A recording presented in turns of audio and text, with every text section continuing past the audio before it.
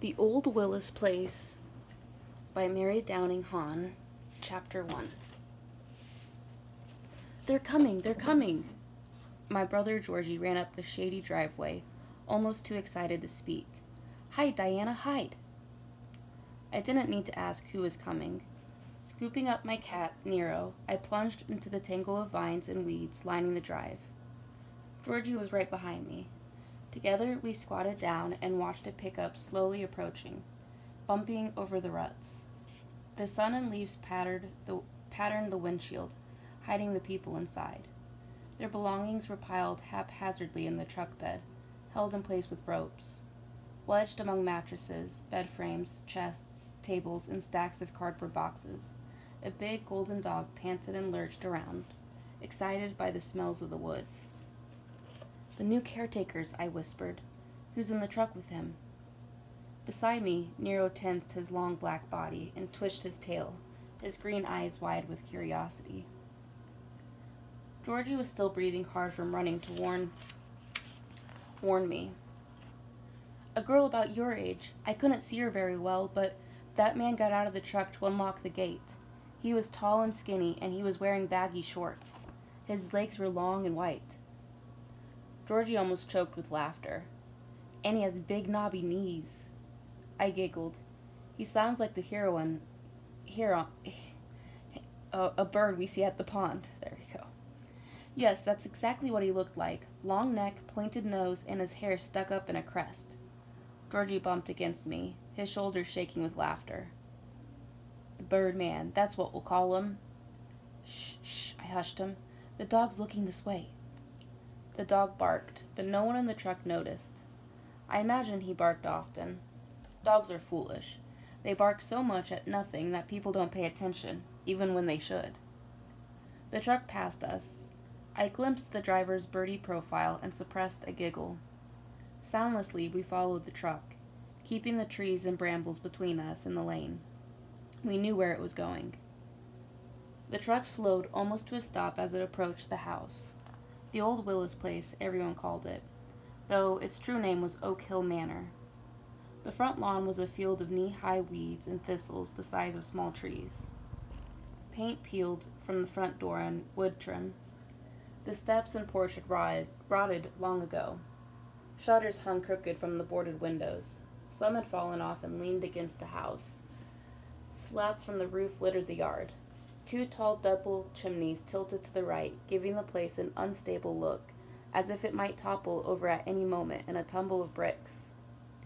I wondered how much the new caretakers had been told about the Old Willis Place. Georgie and I had been watching the house long enough to learn quite a bit. For instance, we knew the owner, Miss Lillian Willis, had been dead for about 10 years. It was common knowledge that she hadn't left a will, so the county owned the property now.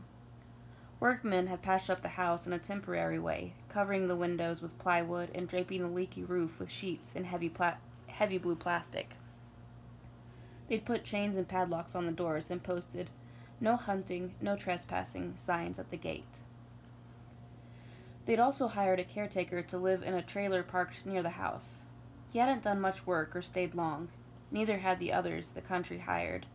One after another, too many now to remember all their names. Maybe night noises scared them. The barking of foxes, the shrill screech of owls, the rustle of unseen deer in the woods. Maybe they didn't care for the solitude. Maybe they believed in ghosts. Or came to believe in them. At any rate, after a few months, one would leave, and a week or so later another would come. Where the county found them, I can't imagine. They were a sorry lot, old and grumpy, lazy too. Now we had a new caretaker to spy on, and he had a daughter. I could hardly wait to learn more about her. What books did she read? What games did she play? What did she do when she thought no one was watching? If only she could be my friend. If only... Georgie interrupted my daydreams with a jab of his elbow. When do you think they'll get out of that truck? He whispered, full of impatience as usual. The Birdman just sits there and talks and talks. He must be telling the girl about the house, I said, and Miss Lillian. Georgie cowered beside me, suddenly fearful. Don't say that name, Diana. It's bad luck. As he spoke, he peered at the house's boarded windows. Nothing moved except the vines rippling over the walls and the shadows they made. I shivered, knowing my brother was right. We never spoke the old woman's name out loud, just as we never went too close to her house. Miss Lillian was the snake in the garden, the witch in the gingerbread house, someone to fear even though she was dead. At last, the truck moved on and parked next to the trailer. We scurried after it and hid in a thicket of dead vines and pokeweed. Unseen, we watched the man and his daughter get out of the truck. As Georgie had said, the man was just as tall and scrawny as a person can be. A human bird if ever seen one. His shorts looked 3 sizes too big, so did his t-shirt, but he had a pleasant face and a nice smile. I knew at a glance he wasn't like the other caretakers, which made him more dangerous, I supposed. He was the sort who noticed things. The girl was pretty, small and slender, about 11 or 12 years old, my age. Her hair hung down her back, smooth and wavy, so dark it shone with blue highlights in the sun. The first thing the girl did was get the dog out of the truck. He was a big mutt, part golden retriever, part shepherd maybe. I couldn't tell if he was fierce or not, but he hadn't caught scent of Georgie and me yet. "Give McDuff some water," her father said, "but keep him tied, Lisa. I don't want him running off into the woods." Lisa, I murmured. It was a pretty name. A whisper, a sighing sound like a breeze blowing through a field of wheat. I watched Lisa tie McDuff to a tree and bring him a bowl of water. Leaving the dog lapping sloppily, she helped her father lift a shiny blue bicycle off the truck. "A bike," Georgie nudged me. "Wouldn't you love to ride it?" He didn't bother to hide the longing in his voice. Our bikes had disappeared a long time ago. Soon after the bad thing happened, despite the warm fall sunshine, I shivered at the memory. "Maybe she'll leave it outside," I said, "and we can borrow it after dark for a moonlight ride." "We could go a long way on a bike like that," Georgie said. "Miles and miles, on and on and on." "Yes, all the way to the gate and back," I reminded him. He sighed and plucked a blade of grass to chew on. I know, I was just daydreaming, that's all." He sounded so sad that I was sorry I'd said anything, but I couldn't let him forget the rules. Lisa leaned her bike against a shed. "Will it be safe here, Dad?" she asked. "Sure," he said. "We're a mile from the road, and the gate's locked. Who'd take it?" Georgie and I pressed our hands over our mouths to keep from laughing out loud. They'd learn soon enough what was safe and what wasn't. "Give me a hand with some of these boxes, Lisa," her father said. We watched them come and go, carrying things into the trailer. To Georgie, the best thing was the television. What pleased me most were the books. Boxes and boxes of them. It had been a long time since I'd had anything new to read, or anyone to talk to but my brother. Without thinking, I said, "Wouldn't it be fun to be friends with Lisa?" Georgie stared at me, wide-eyed with shock. "Friends? We can't be friends with her. You know that, Diana." I gazed past him at the trailer. I never wanted to break the rules before, not once. For as long as I'd known what we could and couldn't do, I'd accepted the rules completely. I'd stayed hidden. I'd never gone beyond the gate at the end of the drive. I'd kept away from Miss Lillian's house. But now, for the first time, I was tempted. I looked at Georgie. "How can it hurt to have a friend?" He scowled. "I can't ride that bike past the gate, and you can't have a friend. We're not allowed." Suddenly angry, I pinched his arm. "What can happen if just one little time—" Georgie pulled away and rubbed his arm. "You better not talk like that," he whispered. "You'll ruin everything."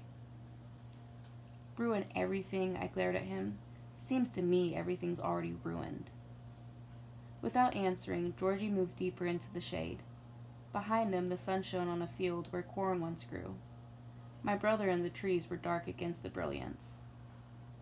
"Where are you going?" I was torn between following him and staying where I was, watching Lisa and her father. "Nowhere." Then he was gone. Sometimes Georgie was such a baby. I hadn't really hurt him, one little pinch. He deserved it for being such a spoil sport. Who did he think he was, telling me what to do? I was older than he was. He had no right to boss me around. If I wanted to break the rules, he couldn't stop me.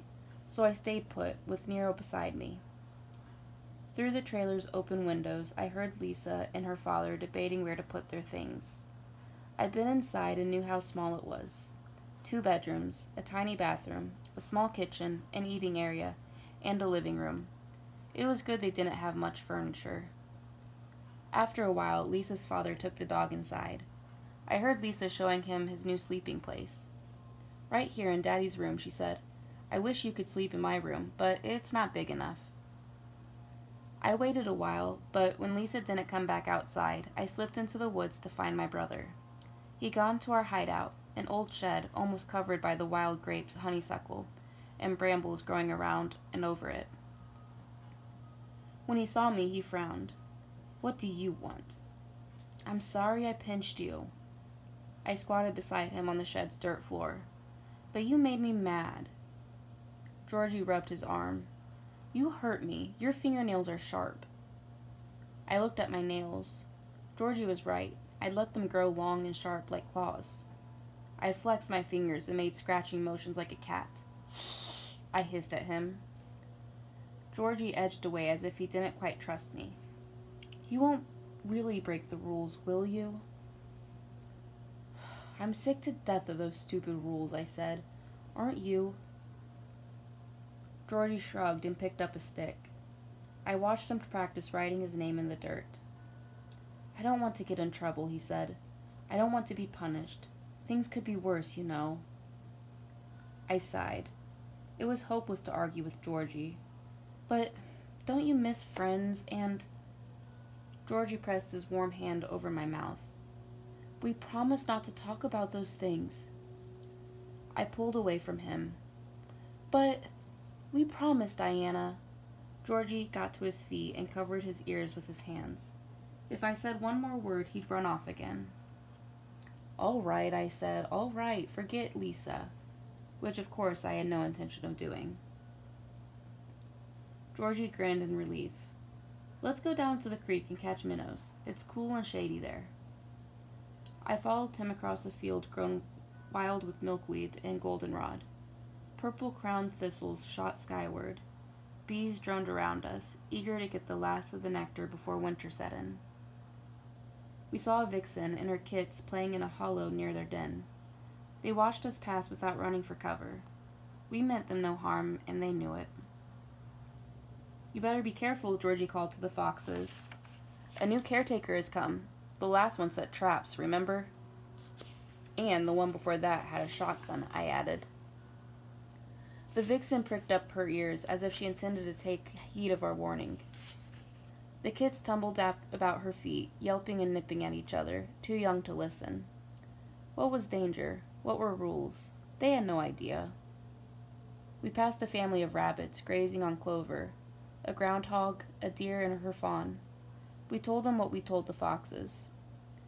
It was silly, I supposed, but it made us feel better. We knew how to spring traps and ruin a hunter's aim, but we had no idea if we need our skills this time. We hadn't learned the ways of the new caretaker, but we'd find out the way we always did, by watching and following and waiting. End of chapter 1.